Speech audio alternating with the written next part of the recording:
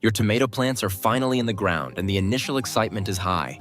But 48 hours later, you walk into the garden and face a scene of total despair. The tops of your plants are drooping like wet rags against the soil. Your heart sinks because instinct tells you to act before it is too late. You reach for the heaviest watering can you own and start pouring. You water in the morning, then repeat the process at night. You truly believe you are saving a life. In reality, you are systematically finishing off your future harvest. This is a common knee-jerk reaction that almost every gardener performs without once considering the long-term consequences. You see physical weakness and try to fix it with the most accessible tool at your disposal. This one specific choice is usually fatal. You enter the greenhouse and see those wilting leaves, and your brain immediately triggers a red alert.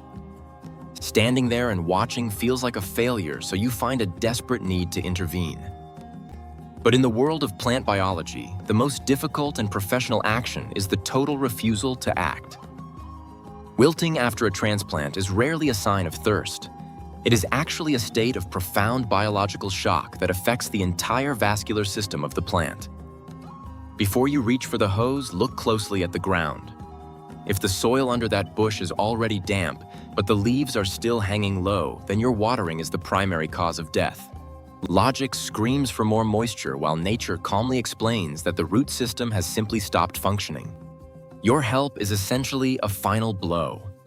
You are not providing a cure, but rather testing how long a living thing can survive without oxygen in a sealed, muddy environment. This survival experiment blocks all life processes and strips the roots of any ability to recover. It is similar to trying to help a person with damaged lungs by pouring water directly into their throat.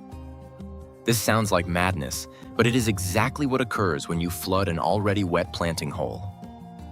To understand why this happens, you must think about the physics of the transplant itself.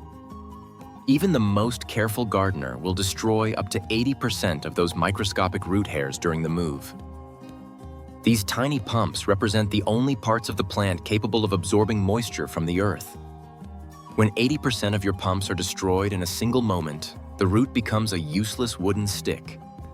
It lacks the tools to do its job. It sits in a pile of wet mud but cannot take a single sip. The entire hydraulic system is offline. When you panic and flood the hole, that water becomes a dead weight that coats the wounds on the roots and prevents them from healing. You are literally drowning a creature that can neither breathe nor swallow. Instead of allowing the plant time to repair its internal machinery, you force it to battle excess moisture with zero energy left for the fight. Many of us have stood there with a hose in our hands while anxiety drowned out our common sense. If you recognize this pattern in your own history, you are definitely not alone. It is a shared experience among growers who eventually realize that excessive care is often just a form of unintentional harm. We have all been guilty of this at some point. Realizing that your desire to help is actually causing damage is the first step toward becoming a master of the craft. The root system needs oxygen 100 times more than it needs water during this recovery phase. When you saturate every tiny void in the soil, you push out the last pockets of vital air. The root ends up trapped in a cold and stagnant soup. It cannot function because the necessary cellular machinery is missing. It struggles for air because you buried it under a layer of liquid. When you walk into the garden the next morning and find the leaves lying flat like heavy wet blankets, you might be tempted to add more water. Honestly, it is painful to just walk away and leave them looking like that. But the more you add to this mess, the faster those living roots turn into a foul gray slime. You are inadvertently building a paradise for bacteria that will consume your plant from the bottom up. Healthy soil must remain porous and filled with tiny bubbles of life giving air, rather than becoming a solid block of cold mud. There are 3 specific traps that catch even the most experienced gardeners.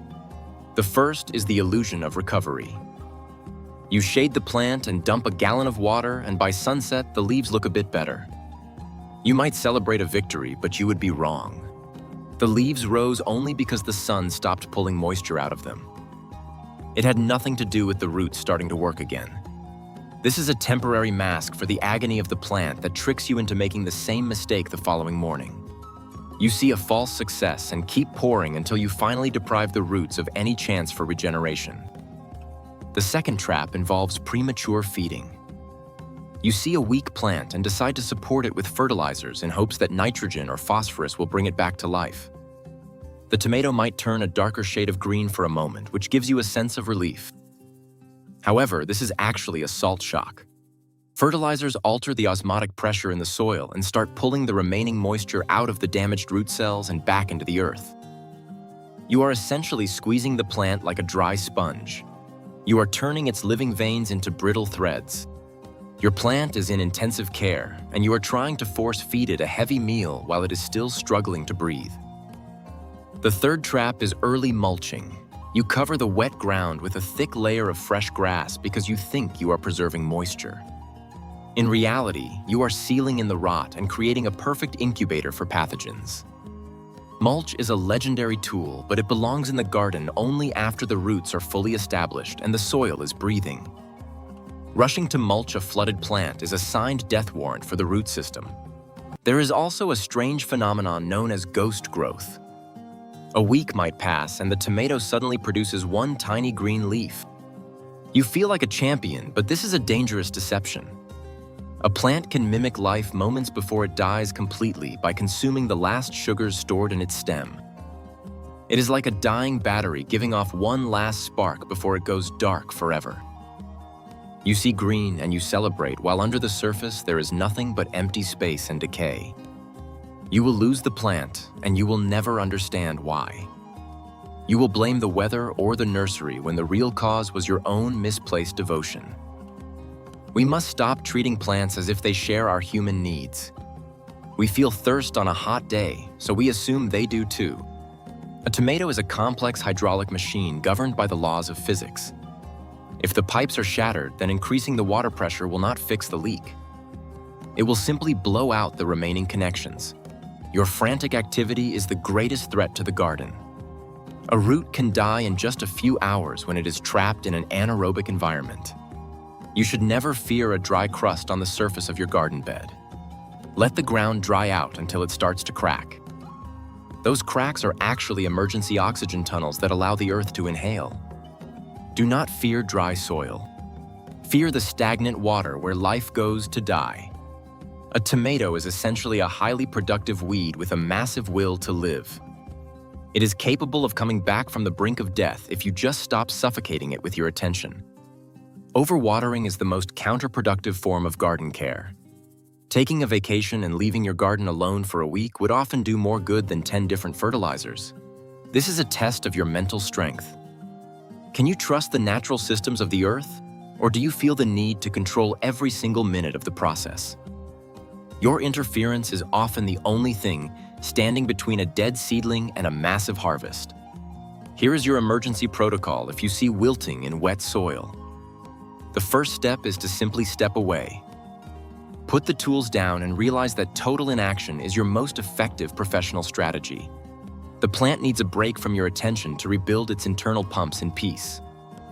The second step is to provide deep shade using white cloth or cardboard boxes to stop the sun from stealing moisture from the leaves.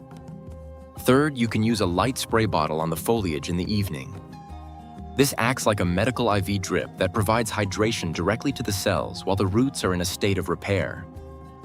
The fourth step is a total ban on watering the soil for 7 full days. The earth must become dry. Oxygen must reclaim the soil structure and displace the excess harmful moisture. Wait until the 6th or 7th day and use your finger to gently move the soil at the base of the stem.